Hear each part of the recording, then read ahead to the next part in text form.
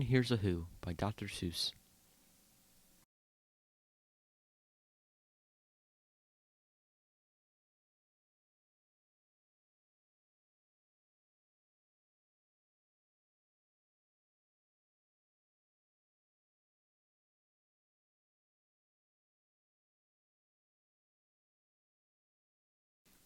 On the 15th of May, in the jungle of Knoll, in the heat of the day, in the cool of the pool, he was splashing, enjoying the jungle's great joys, when Horton the elephant heard a small noise.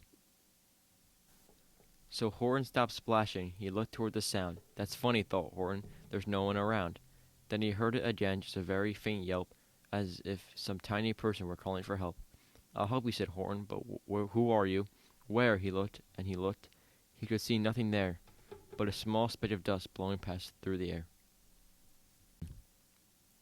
I say, murmured Horton, I've never heard tell of a small speck of dust as able to yell. So you know what I think? Why, I think that there must be someone on top of that small speck of dust.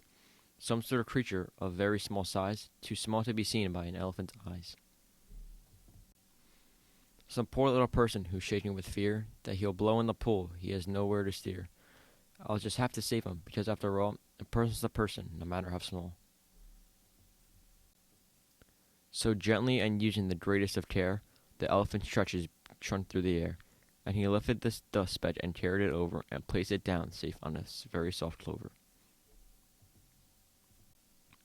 Humph, humphed the voice. 'Twas a sour kangaroo, and the young kangaroo in her pouch said humph too. Why, that speck is so small as the head of a pin, a person or that. Why, there has never been. Believe me, said Horton, I tell you sincerely, my ears are quite keen, and I heard him quite clearly. I know there's a person down there, and what's more, quite literally there's two, even three, even four. Quite likely a family, for that all we know, a family with children just starting to grow. So please, Horton said, as a favor to me, try not to disturb them, just let them be. I think you're a fool, laughed the sour kangaroo, and the young kangaroo in her pouch said, me too. You're the biggest blame fool in the jungle of Knoll, and the kangaroo plunged in the cool of the pool. With terrible splashing, the elephant frowned. I can't let my very small persons get drowned. I vowed to protect them, I'm bigger than they, so he plucked up the clover and hustled away. Through the high jungle tree tops, the news quickly spread. He talks to a dust speck, he's out of his head. Just look at him walk with that speck on the flower, and Horton walked, worrying almost an hour. Should I put this speck down? Horton thought with alarm. If I do, these small persons may come to great harm. I can't put it down, and I won't. After all, a person's a person, no matter how small. Then Horton stopped walking. The speck voice was talking. The voice was so faint he could just barely hear it. Speak up, please, said Horton. He put his ear near it. My friend, came the voice, you're a very fine friend. You've helped all us folks on this dust speck no end. You've saved all our houses, our ceilings, our floors. You've saved all our churches and grocery stores. You mean, Horton gasped, you have buildings there too? Oh yes, piped the voice, we most certainly do. I know, called the voice, I'm too small to be seen, but I'm mayor of a town that is friendly and clean. Our buildings to you would seem terribly small, but to us who aren't big, they are wonderfully tall. My town is called Whoville, for I am a Who, and we Whos are all thankful and grateful to you. And Horton called back to the mayor of the town, you're safe now, don't worry, I won't let you down. But just as he spoke to the mayor of the speck, 3 big jungle monkeys climbed up Horton's neck. The Wittersham brothers came shouting what rot. This elephant's talking to Whos who are not. There aren't any Whos, and they don't have a mayor, and we're going to stop all this nonsense, so there. They snatched Horton's clover, they carried it off to a black-bottomed eagle named Vladikov, a mighty strong eagle of very swift wing, and they said, will you kindly get rid of this thing? And before the poor elephant could even speak, that eagle flew off with the flower in his beak. All that late afternoon and far into the night, that black-bottomed bird flapped his wings in fast flight, while Horton chased after with groans over stones that tattered his toenails and battered his bones. And begged, please don't harm all my little folks, who have much right to live as us bigger folks do. But far, far behind him, the eagle came flapping over his shoulder, called back, quit your yapping. I'll fly the night through, I'm a bird, I don't mind it, and I'll hide this tomorrow where you'll never find it. And at 6:56 the next morning he did it. It was sure a terrible place that he hid it. He let that small clover drop somewhere inside of a great patch of clovers 100 miles wide. Find that, sneered the bird, but I think you will fail, and he left with a flip of his black-bottomed tail. I'll find it, cried Horton. I'll find it or bust. I shall find my friends on a small speck of dust. And clover by clover by clover with care, he picked up and searched them and called, Are you there? But clover by clover by clover he found that the one that he thought for what was not around. And by noon poor old Horton, more dead than alive, had pitched, searched, and piled up 9,005.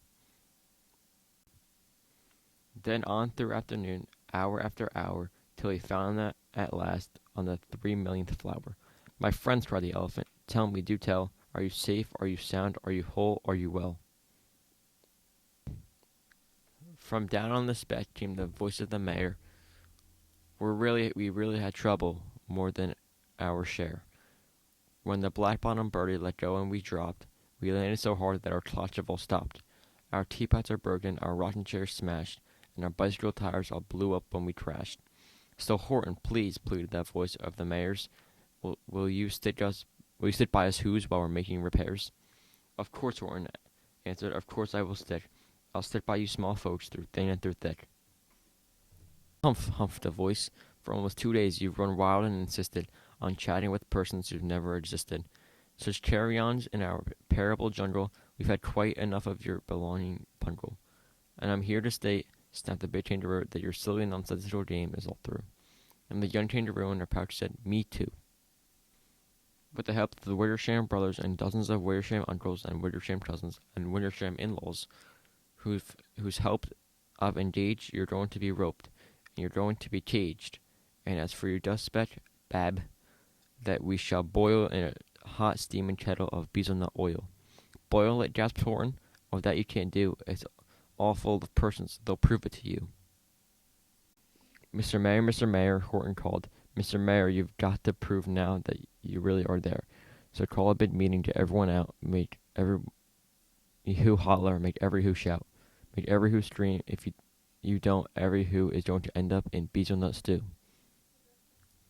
And down on the dust speck, the scared little mayor quick called a big meeting in Whoville Town Square. And his people cried loudly, they cried out in fear, we are here, we are here, we are here, we are here. The elephant smiled, that was clear as a bell. You kangaroo surely heard that very well. All I heard, snapped the big kangaroo, was the breeze and the faint sound of wind through the far distant trees. I heard no small voices, and you didn't either, and the young kangaroo in her pouch said me neither. And they shouted and caged the big dope, lasso his stomach with 10 miles of rope. Tie the knots tight so he'll never shake loose, then dunk that dumb speck in the bezelnut juice. Horton fought back with great vigor and vim, but the Wittersham gang was too many for him. They beat him, they mauled him, they started to haul him into his cage. But he managed to call to the mayor, don't give up, I believe in you all. A person's a person, no matter how small. And you very small persons will not have to die if you make yourselves heard, so come on now and try. The mayor grabbed a tom-tom, he started to smack it, and all over Whoville they whopped up a racket. They rattled tin kettles, they beat on brass pans, on garbage pail tops and old cranberry cans. They blew on bazookas and blasted great toots, on clarinets, oompas, and boompas, and flutes. Great gusts of loud racket ran high through the air, they rattled and shook the whole sky, and the mayor called up through the howling mud hula-boo, hey Horton, how's this? Is our sound coming through? And Horton called back, I can hear you just fine, but the kangaroo's ears aren't as strong quite as mine. They don't hear a thing. Are you sure all your boys are doing their best? Are they all making noise? Are you sure every who down in Whoville is working? Quick, look through your town. Is there anyone shirking? Through the town rushed the mayor from the east to the west, but everyone seemed to be doing his best. Everyone seemed to be yapping or yipping. Everyone seemed to be beeping or bipping. But it wasn't enough. All the ruckus and roar, he had to find someone to help him make more. He raced through each building. He started floor to floor. And just as he felt he was getting nowhere, and almost about to give up in despair, he suddenly burst through a door, and that mayor discovered one shirker. Quite hidden away in the Fairfax apartments, a very small shirker named Jojo was standing and bouncing a yo-yo, not making a sound, not a yip, not a chirp, mayor rushed inside and grabbed the young twerp. And he climbed with the lad up the Eiffelberg Tower. This, cried the mayor, is your town's darkest hour. The time for all who have blood that is red to come to the aid of their country. He said, we've got to make noises in greater amounts, so open your mouth, lad, for every voice counts. Thus he spoke as he climbed. When they got to the top, the lad cleared his throat and he shouted out, yop. And that yop, that one small extra yop, put it over. Finally, at last, from that speck on that clover, the voices were heard. They rang out clear and clean, and the elephant smiled.